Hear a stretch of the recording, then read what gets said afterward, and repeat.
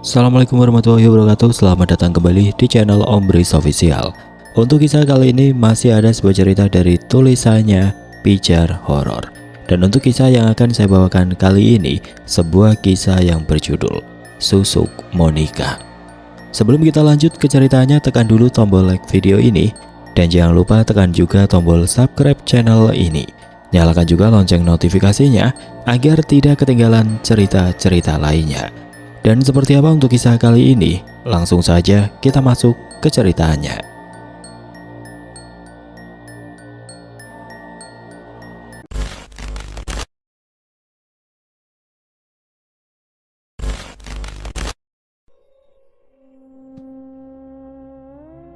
Cermin panggung berdebu memantulkan wajah lonjong dengan mata sayu. Siti menyentuh pipinya yang tirus.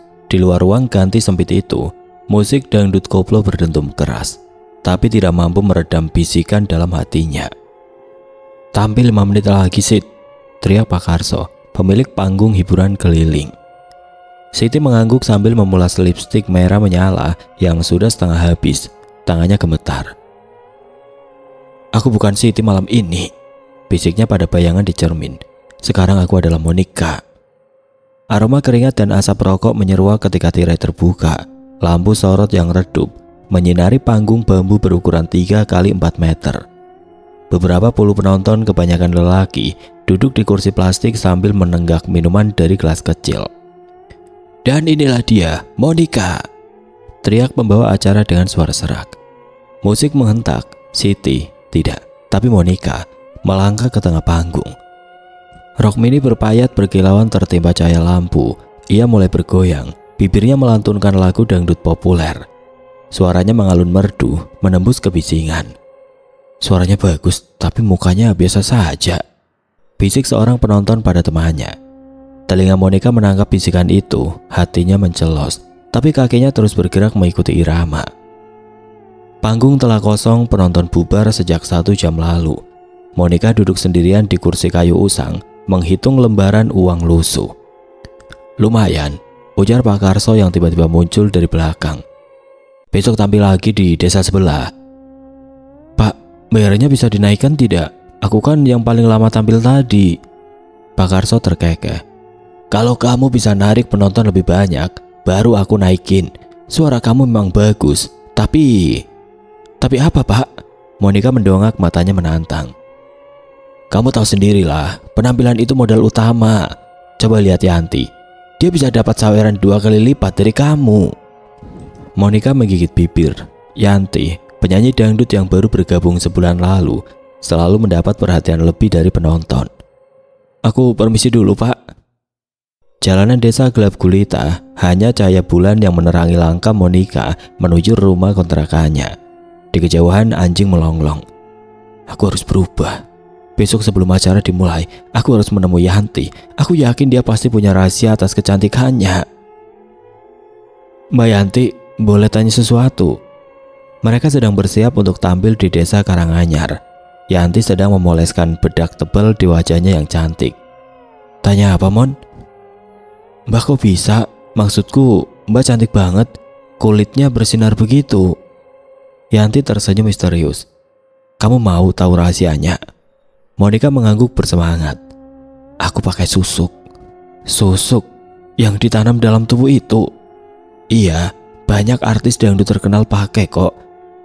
Mau aku kenalkan sama dukun yang memasang susukku, gimana?" "Enggak, Mbak, aku takut dosa," jawab Monica sambil duduk di sebuah kursi. Tangannya terlihat bermain dengan selembar kertas kecil untuk menghilangkan kegugupannya. Yanti menyunggingkan bibirnya, berdiri perlahan dan mendekati Monica yang masih terlihat gugup. "Hari ini gak perlu memikirkan dosa dulu. Dosa itu adalah kalau kita sudah mati.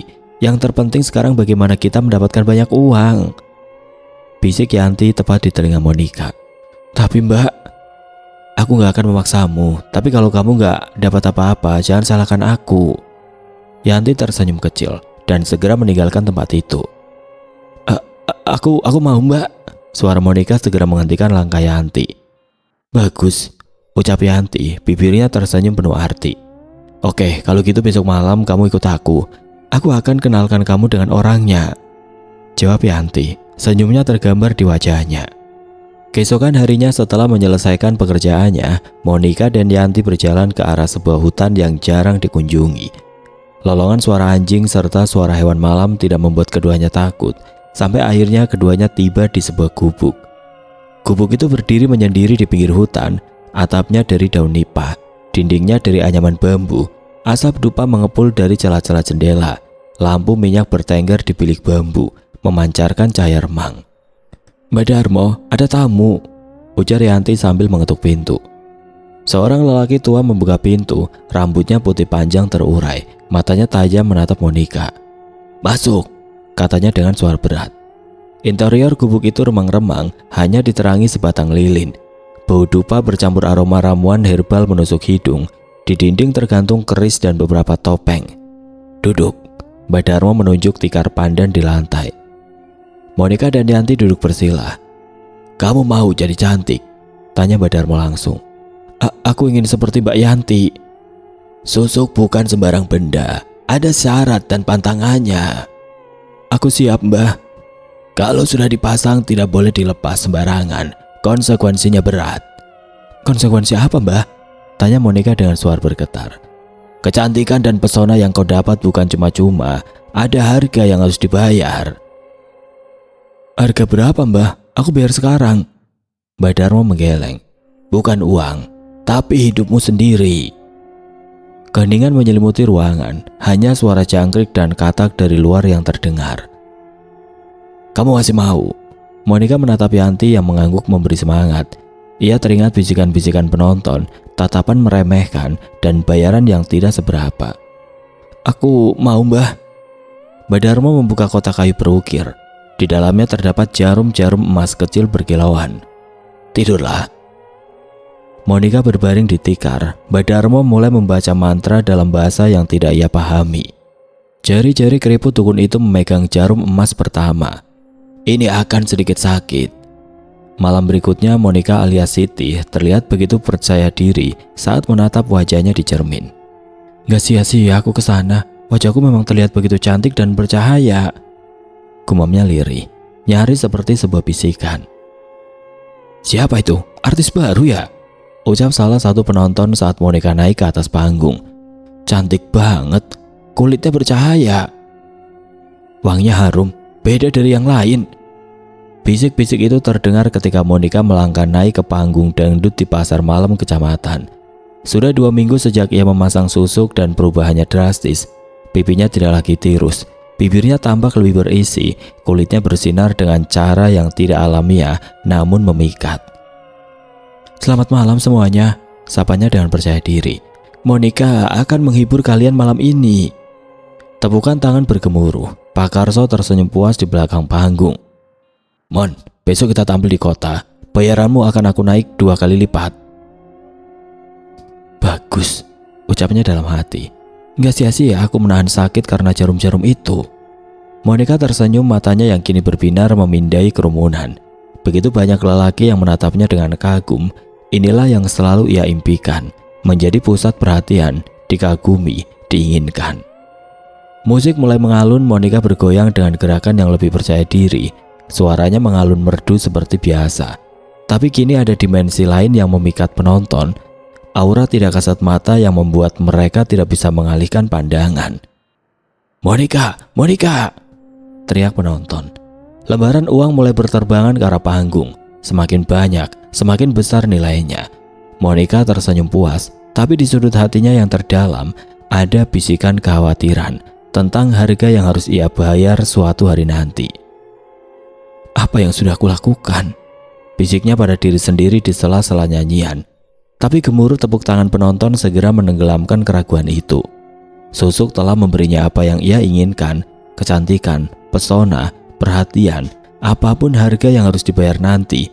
Saat ini Siti yang dulu sudah sepenuhnya menjelma menjadi Monica, sang bintang dangdut yang bersinar.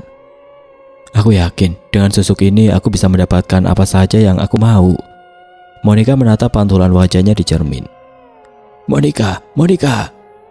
teriakan penonton memenuhi halaman balai desa. Lampu berwarna-warni menari-nari di atas panggung, sementara Monica menggerakkan pinggulnya mengikuti irama dangdut koplo yang menggema. Keringat mengkilap di kulitnya yang kini bercahaya, hasil dari susuk yang tertanam di tubuhnya. "Terima kasih semua," teriak Monica sambil membungkuk, mengakhiri penampilannya. Tepuk tangan bergemuruh, puluhan pria berdesakan di depan panggung, mengulurkan tangan dengan lembaran uang. Di barisan belakang seorang pria berumur 30-an berdiri diam. Kemeja kotak-kotaknya rapi, rambutnya disisir ke samping, matanya tidak berkedip memandang Monica. "Dad, mau pulang gak?" tanya seorang lelaki di sampingnya. Dedi tidak menjawab, pandangannya masih terpaku pada sosok Monica yang kini turun dari panggung. "Dedi, ayo pulang, Santi pasti nungguin," temannya menyenggol bahunya. Iya, kamu duluan aja Par, aku masih mau di sini sebentar." Dedi adalah seorang pekerja proyek bangunan. Dedi merupakan pria yang bertanggung jawab dan begitu sangat mencintai Santi, istrinya, namun tidak saat ia bertemu dengan Monica. Pesona Monica dengan susuknya rupanya telah memikat hati pria berwajah tampan itu. Sementara itu di rumah, Santi mematikan kompor setelah mengaduk sayur terakhir kali. Aroma lodeh terasa menguar memenuhi dapur kecil mereka. Jam dinding menunjukkan pukul 9 malam. Ia menghela nafas panjang. "Mana ayah, Bu?" tanya Rani, putri kecilnya yang berusia 5 tahun. "Ayah masih kerja sayang, kamu tidur duluan saja ya."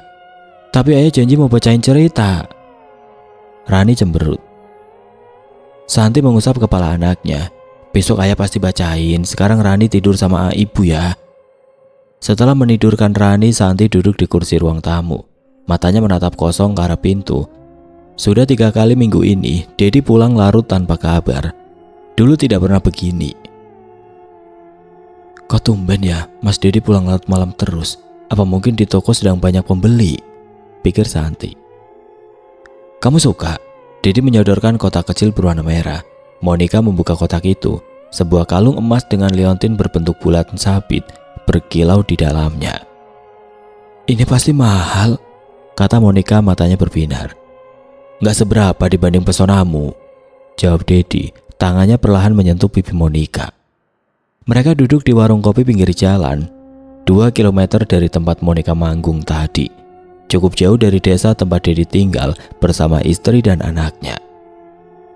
"Kamu gak takut ketahuan?" tanya Monica sambil menerima kalung itu. "Istriku gak bakal tahu. Dia gak pernah nanya-nanya." Dedi tersenyum yakin. "Lagian uang ini dari hasil kerja kerasku sendiri." Monica menatap mata Dedi, ada keraguan di sana, tapi juga ada hasrat yang tidak bisa dibendung. Susuk di tubuhnya bekerja terlalu baik. Lelaki yang dulu mengabaikannya kini bertekuk lutut. "Bantu aku pakai." Monica menyerahkan kalung itu dan membalikan tubuhnya. Jari-jari Dedi gemetar saat mengaitkan kalung di leher jenjang Monica. Aroma tubuh wanita itu seperti menghipnotisnya. "Kamu bisa main ke rumahku malam ini," bisik Monica. Pukul 12 malam, Santi mendengar suara pintu terbuka. Ia segera menutup mata, berpura-pura tidur. Dedi melangkah pelan masuk ke kamar, berusaha tidak membuat suara. Aroma parfum asing tercium samar. "Kamu baru pulang?" Santi akhirnya bertanya, matanya masih terpejam. Iya, tadi mandor bilang proyek harus selesai seminggu lagi. Jadi semua harus lembur," jawab Dedi singkat. "Makan dulu, aku sudah siapkan." "Aku sudah makan," potong Dedi, lalu bergegas ke kamar mandi. Santi membuka mata. Bayangan suaminya yang dulu hangat dan perhatian sekarang begitu jauh. Sejak kapan Dedi berubah? "Kenapa aku merasa ada yang berbeda dari suamiku?" gumam Santi lirih. "Ayah kenapa sih gak pernah di rumah?" tanya Rani suatu sore. Santi yang sedang menjemur pakaian terdiam. Pertanyaan polos anaknya menohok hatinya. Sudah hampir sebulan Dedi sering tidak pulang, dan jika pulang pun sikapnya dingin. "Ayah sibuk cari uang buat kita sayang," jawabnya menelan kepahitan sendiri. Malam itu Santi memberanikan diri bertanya pada Dedi yang baru pulang. "Mas, apa ada masalah di proyek? Kok akhir-akhir ini sering pulang malam? Bahkan beberapa kali kamu gak pulang." Dedi menatapnya tajam. "Kamu gak perlu ikut campur dengan usahaku. Yang penting aku masih kasih uang kan?" Bukan masalah uangnya mas, tapi Rani sering nanyain kamu. Kamu kan ibunya, kamu bisa dong buat dia merasa lebih nyaman. Aku capek, mau tidur.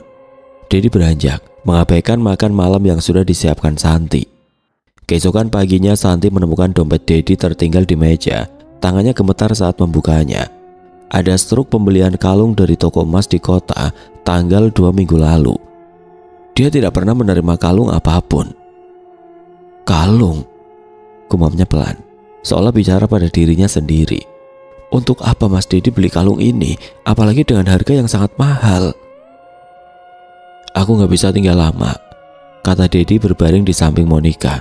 Ia segera beranjak dan menggunakan kemejanya. Kenapa? Takut istrimu nyariin? Monica tertawa kecil, tangannya memainkan kancing kemeja Dedi. Bukan gitu.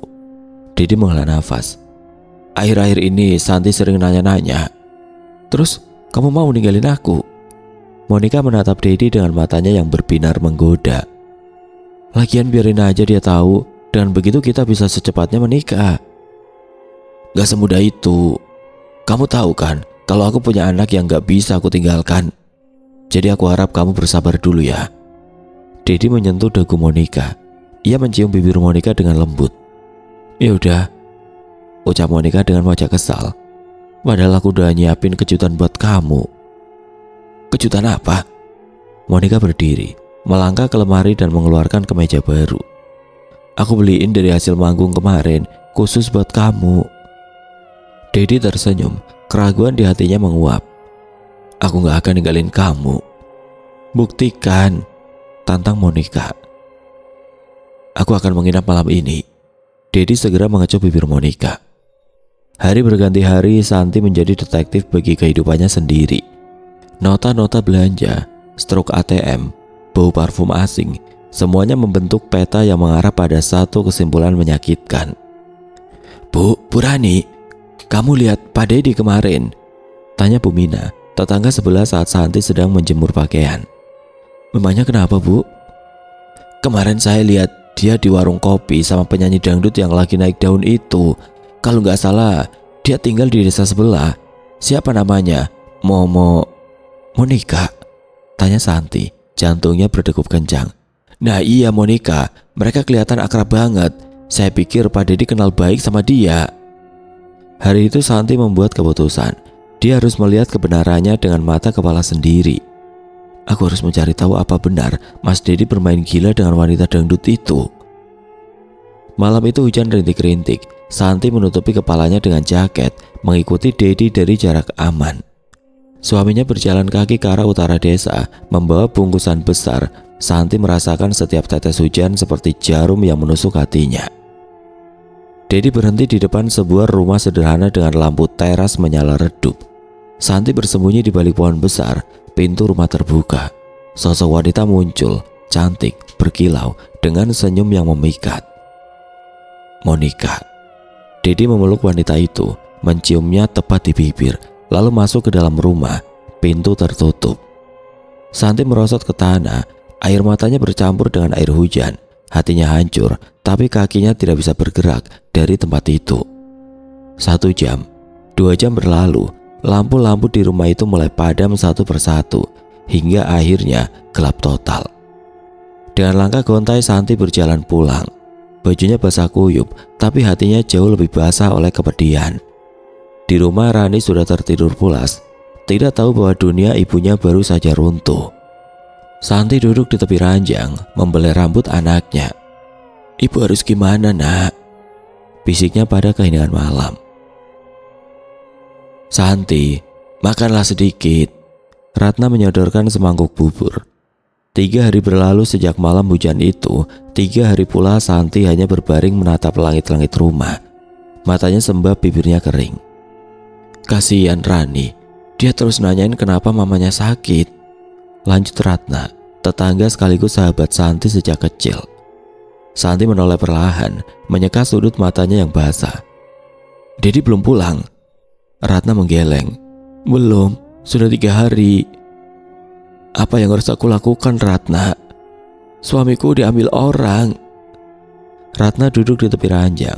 menggenggam tangan Santi yang dingin. Kamu tahu kan, yang diambil dengan cara tidak baik bisa dikembalikan dengan cara yang benar. Maksudmu? Temui Ustadz Fikri di pinggir desa. Dia bijaksana, dia pasti bisa bantu kamu. Apa kamu yakin? Tanya Santi, nadanya seolah ragu dengan keputusan sahabatnya.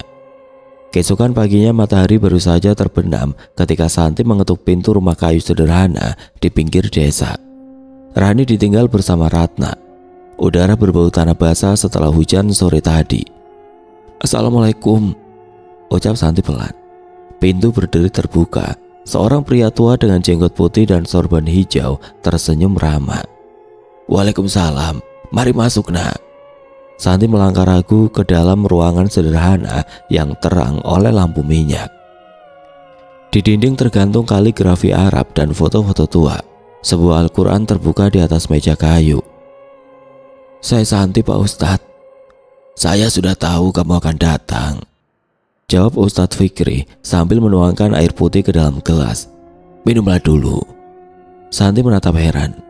Sudah tahu? Allah memberitahu melalui mimpi, kamu datang dengan hati yang hancur. Air mata Santi kembali menetes. Suami saya Pak, dia selingkuh dengan penyanyi dangdut itu. Monica, ucap Ustadz Fikri tanpa bertanya. Santi mengangguk, terkejut. Anak muda itu menggunakan cara tidak benar untuk memikat lelaki. Susuk, ilmu pemikat yang dilarang agama. Apa yang harus saya lakukan Pak Ustadz? Saya ingin suami saya kembali, anak saya butuh ayahnya. Ustadz Fikri beranjak ke lemari tua di sudut ruangan. Ia mengeluarkan botol kecil berisi air jernih. Ini air doa, air pengembalian. Bagaimana cara menggunakannya? Campurkan ke minuman yang akan diminum oleh suamimu dan wanita itu.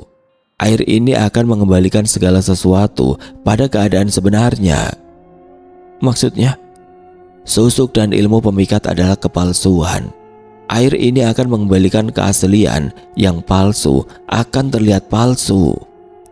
Santi menggenggam botol kecil itu dengan tangan gemetar. Apa ini akan menyakiti mereka? Air ini hanya membuka mata yang tertutup dan mengembalikan yang tersesat, tidak lebih. Kamu yakin mau melakukan ini? Tanya Ratna saat mereka berdiri di samping rumah kontrakan Monica. Santi mengangguk, menggenggam erat botol air pemberian Ustadz Fikri. Matahari siang terik di atas kepala, tapi tangannya terasa dingin. Dedi pasti sedang kerja. Jam segini Monica biasanya sendirian, bisik Ratna. Aku akan mengalihkan perhatiannya. Kamu masuk lewat pintu belakang. Ratna mengetuk pintu depan. Beberapa saat kemudian Monica membuka pintu. Kecantikannya menyilaukan, hasil susuk yang tertanam di tubuhnya. Maaf, Anda siapa ya? Dan ada apa ke rumah saya? Tanya Monica heran. Maaf mengganggu, aku hanya ingin mencari Murni. Murni? Di sini gak ada yang namanya Murni. Kamu pasti salah alamat. Gak mungkin, aku yakin ini rumah Murni karena dia pernah memberikan alamat ini kepadaku. Ratna menunjukkan secari kertas yang sengaja dia buat. Sementara Monica berbicara bersama Ratna, Santi menyelinap masuk melalui pintu belakang yang tidak terkunci. Dapur kecil terlihat berantakan dengan piring kotor bertumpuk. Di atas meja, 2 botol air mineral dan sebuah teko berisi teh terletak berjajar. Dengan tangan gemetar, Santi membuka tutup botol air mineral dan menuangkan beberapa tetes air pemberian Ustadz Fikri. Ia melakukan hal yang sama pada teko teh, jantungnya berdegup kencang. Tapi di sini memang gak ada yang bernama Murni. Sudah, aku sedang banyak kerjaan. Suara Monica terdengar kesal. Ia segera menutup pintu rumahnya. Santi bergegas keluar melalui pintu belakang, tepat sebelum Monica kembali ke dapur. Semoga Santi berhasil menuang air itu. Ratna bergumam dalam hati, lalu berjalan meninggalkan rumah itu. Di balik pohon mangga, Santi menunggu dengan nafas tertahan. Ratna menghampirinya dengan wajah tegang. Sudah, bisik Ratna. Santi mengangguk. Sekarang kita tunggu. Kok belum ada kabar dari Dedi atau Monica ya? Tanya Santi gelisah. Malam telah larut, namun tidak ada tanda-tanda perubahan. Sabarlah, jawab Ratna yang menemani Santi di rumahnya. Air itu perlu waktu untuk bekerja. Tepat saat itu terdengar suara ketukan pintu. Santi membuka pintu dengan waspada. Dedi berdiri di sana dengan wajah pucat pasi. "Santi, tolong aku." "Apa yang terjadi?" tanya Santi setelah membantu Dedi duduk. Monica." Dedi tergagap. Tangannya gemetar hebat. Dia berubah." "Berubah bagaimana?" Ratna tiba-tiba mendekat karena penasaran. "Kami sedang minum teh bersama. Tiba-tiba dia mengeluh, wajahnya panas, kulitnya mulai memerah. Lalu Dedi menelan ludah dengan susah payah. "Wajahnya berubah, seperti topeng yang meleleh." Santi dan Ratna saling berpandangan. "Dia mulai menggaruk-garuk tubuhnya sampai berdarah. Aromanya, ya Allah." Dedi mengusap wajahnya yang berkeringat. "Seperti bangkai. Lalu dia mulai menjerit kesakitan. Bilang bagian intimnya sakit dan berdarah." "Lalu kamu tinggalkan dia begitu saja?" Aku panik. Dia berubah jadi mengerikan. Tubuhnya membungkuk seperti nenek-nenek. Wajahnya, aku tidak bisa menjelaskannya. Seperti bukan manusia lagi." Dedi menatap Santi dengan mata berkaca-kaca. "Maafkan aku, Santi. Aku bersumpah, aku tidak tahu apa yang merasukiku selama ini. Seperti terhipnotis. Sekarang aku sadar betapa bodohnya aku meninggalkanmu dan Rani." Santi hanya diam. Batinnya berkecamuk. Di satu sisi ia lega suaminya kembali, namun di sisi lain ia merasa bersalah atas apa yang terjadi pada Monica. "Kita harus lapor polisi," kata Ratna tiba-tiba. "Bagaimanapun Monica butuh pertolongan." "Jangan. Kalau polisi tahu hubungan kami, aku bisa ditahan. Tapi kita tidak bisa membiarkannya begitu saja. Bagaimanapun juga, dia manusia." Di desa sebelah lampu-lampu rumah tetangga mulai menyala saat terdengar jeritan-jeritan dari rumah Monica. Orang-orang kampung berhamburan keluar menuju sumber suara. "Ada apa ini?" tanya Pak Karso, pemilik panggung dangdut. "Monica, Pak. Dia menjerit-jerit dari dalam," jawab seorang pemuda. Pak Karso mendobrak pintu. Di tengah ruangan, sosok mengerikan tergeletak meringkuk, kulitnya melepuh dan mengelupas. Wajahnya tidak berbentuk. Aroma busuk menyengat memenuhi ruangan. "Ya Allah, itu Monica," bisik seseorang tidak percaya. Ustadz Fikri muncul dari belakang kerumunan. Dengan tenang ia melangkah masuk. "Minggir, biar saya yang tangani." Ustadz membaca ayat-ayat Al-Quran sambil memercikan air ke tubuh Monica yang menggeliat kesakitan. Seluruh kampung menyaksikan dengan ngeri. "Ini akibat susuk dan ilmu hitam. Semua kepalsuan telah kembali pada wujud aslinya." "Dedi, di mana Dedi? Kenapa dia nggak ada?" ucap Pak Karso. "Saat kami tiba, dia sudah tidak ada. Sepertinya dia sudah pulang ke rumahnya," seseorang wanita menjawab. "Tolong, siapapun, tolong aku." Monica menjerit, suaranya serak memecah keheningan malam. Tidak ada yang menjawab. Rumah kontrakannya yang semula rapi kini berantakan. Cermin pecah berserakan di lantai, kursi terbalik, dan baju-baju beramburan. Dari pecahan cermin terakhir yang masih utuh, ia melihat sosok mengerikan menatap balik sosok yang tidak ia kenal sebagai dirinya sendiri. "Ini tidak mungkin." Wajah yang dulunya cantik berkat susuk kini berubah mengerikan. Kulit yang semula bercahaya kini melepuh dan mengelupas seperti terbakar. Bibir merahnya kini membengkak tidak karuan. Rambut indahnya rontok dalam genggaman jari-jarinya yang kini bengkok dan keriput. Mas Dedi, kamu di mana?" Monica berteriak memanggil nama kekasihnya yang sudah kabur terbirit-birit. Beberapa menit lalu mereka masih duduk bersama, menikmati teh hangat setelah Dedi pulang kerja. Tiba-tiba saja Monica merasakan sensasi terbakar di seluruh wajahnya. Kulitnya gatal luar biasa. Ia tidak bisa berhenti menggaruk hingga berdarah. Kemudian perubahan itu terjadi begitu cepat, seperti topeng yang meleleh dari wajahnya. Dedi yang menyaksikan perubahan itu langsung melompat mundur, matanya membelalak ketakutan. Kamu siapa? Monster apa kamu?" teriak Dedi sebelum berlari keluar pintu, meninggalkan Monica dalam kesakitan. Kini Monica merangkak ke arah lemari pakaian. Tubuhnya yang dulu sintal kini membungkuk seperti nenek-nenek renta. Aroma busuk menguar dari tubuhnya, membuat ia sendiri mual. Dengan tangan gemetar ia meraih selendang lebar berwarna hitam. Aku harus pergi dari sini. Aku harus menemui dukun itu lagi. Aku gak mau terus seperti ini. Monica mengendap keluar dari pintu belakang. Pak, Bu, maafkan saya. Dedi berlutut di hadapan Santi dan kedua mertuanya yang baru datang setelah mendengar kabar dari Ratna. Santi hanya duduk terdiam, matanya sembab. Ayahnya Pak Haryono menatap tajam menantunya. Kamu pikir semudah itu minta maaf setelah apa yang kamu lakukan pada anakku? Suara Pak Haryono bergetar menahan amarah. Saya hilaf, Pak. Saya seperti terhipnotis. Dedi menunduk, air matanya menetes. Sekarang saya sadar, itu bukan cinta, itu hanya ilmu hitam. Ilmu hitam atau bukan, kamu sudah mengkhianati putriku. Tugas Ibu Santi. Di sudut ruangan, Rani yang terbangun karena keributan mengintip dari balik pintu kamar. Ayah? Dedi menoleh, hatinya mencelos melihat wajah polos putrinya, Rani. Ayah sudah pulang, Rani kangen ayah. Gadis kecil itu berlari ke arah ayahnya, memeluknya erat. Santi memalingkan wajah, air matanya jatuh. Ratna yang duduk di sampingnya menepuk-nepuk baunya lembut. Iya sayang, ayah pulang, ayah gak akan pergi lagi. Dedi memeluk putrinya, suaranya tercekat. Sudah, Rani tidur lagi ya. Ibu Santi mengajak cucunya kembali ke kamar. Setelah Rani kembali tidur, suasana kembali tegang. Santi akhirnya membuka berbicara pada Ratna.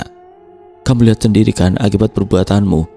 Bukan cuma kita yang tersakiti, tapi Monica juga. Aku tidak tahu kalau air itu... Air apa? Potong Pak Haryono. Santi dan Ratna saling berpandangan, terkejut. Bukan apa-apa, Pak. Jawab Ratna cepat. Belum sempat Pak Haryono bertanya lebih lanjut, terdengar keributan di luar. Seseorang menggedor pintu dengan keras. Pak Dedi ada. Pak Dedi. Suara Pak Karso terdengar panik. Dedi membuka pintu. Pak Karso berdiri di sana dengan nafas terengah-engah. Gawat, Pak. Monica menghilang. Apa? Dedi terkejut. Rumahnya berantakan, bau busuk di mana-mana. Beberapa warga melihatnya lari ke arah hutan belakang kampung. Perhatian semua orang teralih. Santi menatap Ratna dengan wajah pucat. Mereka tidak menyangka efek air pemberian Ustadz Fikri akan separah ini. Ayo, cari bareng-bareng, ajak Pak Karso. Bagaimanapun dia manusia yang butuh pertolongan. Bagaimana kalau dia kenapa-napa? Tanya Santi. Ia berbisik ke telinga Ratna. Kamu tenang saja, wanita jalang itu akan baik-baik saja.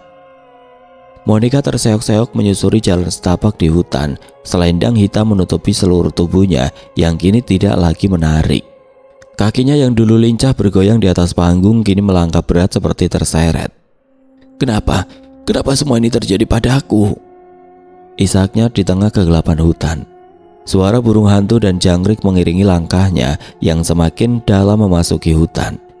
Ia tidak peduli kemana kakinya melangkah.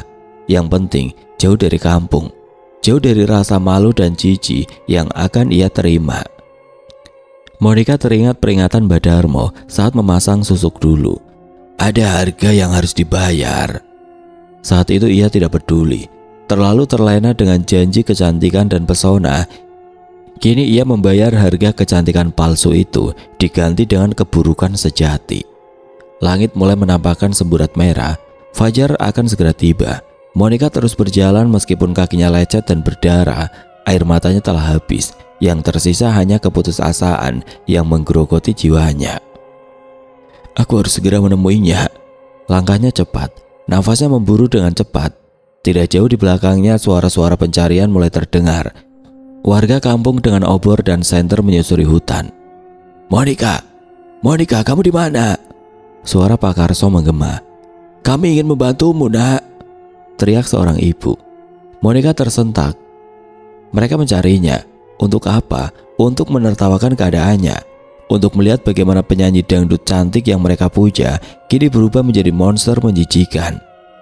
Tidak, mereka tidak boleh menemukanku, bisiknya penuh ketakutan. Monica mempercepat langkahnya meskipun tubuhnya semakin lemah. Keringat dingin membasahi tubuhnya yang kini membungkuk. Nafasnya tersengal-sengal. Suara orang-orang di belakangnya semakin dekat. Dalam kepanikan, Monica tidak melihat tanah yang mulai menurun tajam. Kakinya tersandung akar pohon yang menjulur, tubuhnya oleng. "Wah!" Teriakannya menggema di keheningan hutan saat tubuhnya terguling ke dalam jurang curam yang gelap. Selendang hitamnya tersangkut di ranting pohon, terkibas oleh angin malam yang dingin. "Kalian dengar itu?" Dedi berhenti tiba-tiba, seperti suara teriakan. Rombongan pencari yang terdiri dari belasan warga kampung, termasuk Dedi, Pak Karso, dan beberapa pemuda desa, menajamkan pendengaran mereka. "Dari arah sana," tunjuk seorang pemuda ke arah barat. Mereka bergegas menuju arah suara. Langkah mereka terhenti di tepi jurang curam. Seorang pemuda menyorotkan senternya ke bawah. Selendang hitam tersangkut di ranting pohon yang menjulur di tepi jurang. "Ya Allah," bisik Pak Karso. Dedi menatap ke dalam jurang dengan wajah pucat. Penyesalan dan rasa bersalah mencengkeram dadanya. "Kita harus turun ke bawah. Terlalu berbahaya malam-malam begini," kata salah seorang warga. "Sebaiknya kita tunggu pagi dan minta bantuan tim SAR dari kecamatan." "Tapi kalau dia masih hidup?"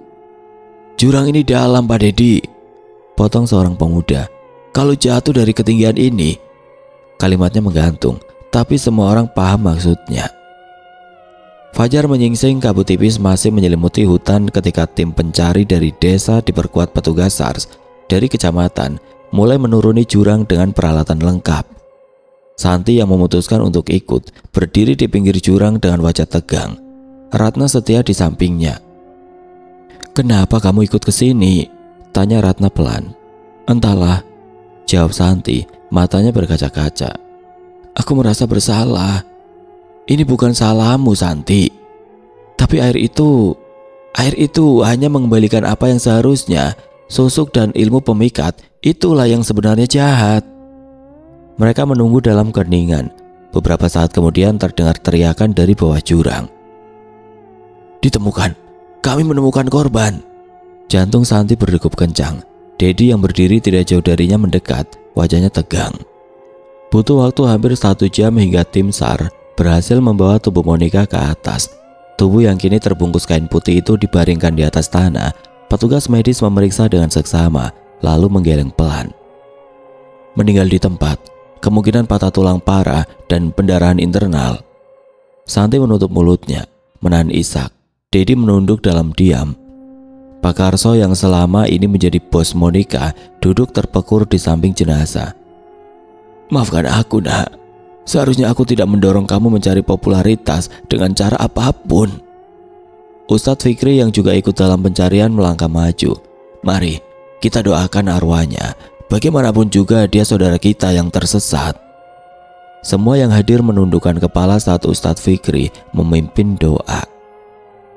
Pemakaman Monica atau Siti, nama aslinya, berlangsung sederhana di pemakaman desa. Tidak banyak yang hadir. Hanya beberapa warga kampung, Pak Karso, dan keluarga Santi, termasuk Dedi. "Siapa sangka hidupnya akan berakhir seperti ini," ujar Ratna pelan. "Aku tidak pernah berharap seperti ini," bisik Santi, air matanya mengalir. "Aku hanya ingin suamiku kembali." "Jangan salahkan dirimu." Ustadz Fikri yang mendengar percakapan mereka mendekat. "Air pemberian saya hanya mengembalikan yang seharusnya. Susuk dan ilmu pemikat yang dia gunakan, itulah yang membawa malapetaka. Tapi kalau saya tidak memasukkan air itu ke minumannya, maka suamimu mungkin tidak akan pernah kembali dan lebih banyak keluarga yang akan hancur." Ustadz Fikri menepuk bahu Santi lembut. "Allah lebih tahu apa yang terbaik, Nak." Setelah pemakaman usai, Dedi menghampiri Santi yang masih berdiri di dekat makam segar itu. "Santi," panggilnya pelan. Santi menoleh, matanya masih berkaca-kaca. Aku minta maaf untuk segalanya," kata Dedi, suaranya bergetar. "Aku tahu tidak mudah bagimu untuk memaafkanku, tapi aku berjanji akan memperbaiki semuanya." "Aku sudah memaafkanmu, Mas, tapi butuh waktu untuk kembali seperti dulu." "Aku mengerti. Aku akan berusaha menebus kesalahanku demi kamu dan Rani." Mereka berjalan pulang dalam diam, meninggalkan makam Monica yang masih basah oleh tanah merah. Di atas makam itu, Ustadz Fikri meletakkan sebuah botol kecil berisi air jernih. sebagai pengingat bahwa keinginan instan yang melawan takdir dan agama akan berujung petaka.